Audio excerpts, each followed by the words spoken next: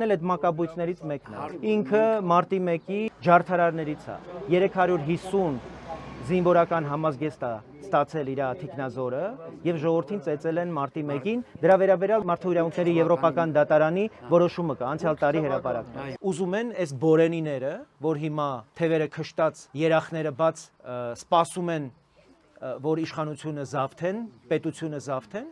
որոշել են, քանի որ ընտրություններով չենք կարող հարցը լուծենք, ինչ անենք, ուրեմն հետընտրական ցնցումներ սկսենք։ Հոկտեմբեր 27 են ասում, մարտի 1 են ասում։ Հիմա շատ կարևոր է, որ մենք այդ իրադարձությունների ժամանակ նաև լեգիտիմ հիմք ունենանք գնալու կանգնելու ժողովրդի քվեի կողքին, որ ասենք մենք ստացել ենք քվե, մենք խորհրդարանում ենք, ի տարբերություն ձեզ, այ բորենիներ եւ ձեր տերերը, հիմա Զատուլինը բանը տեսել եք, որ հայտարարում են, որ չենք ճանաչելու ընտրությունների արդյունքները։ Հələ չեղած։ Ընտրությունները չեն եղել։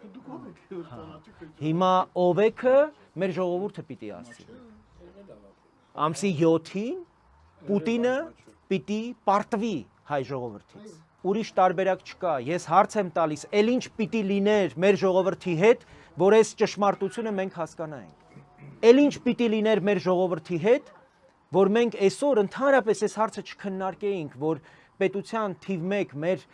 պետականության թիվ 1 թշնամուն, ով մեր հակառակորդին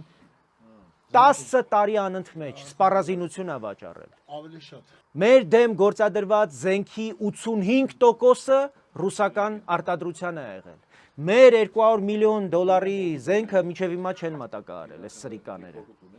Ժողովուրդ ջան, մենք ոչ այդ խուժան կոնյակին, ոչ այդ խուժան գինիներին, ոչ էլ մնացածին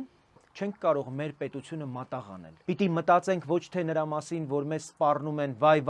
մազերներս պոկենք, այլ մտածենք այլընտրանքների մասին։ Հենց ունեցանք այլընտրանք, ռուսները կխելոքանան։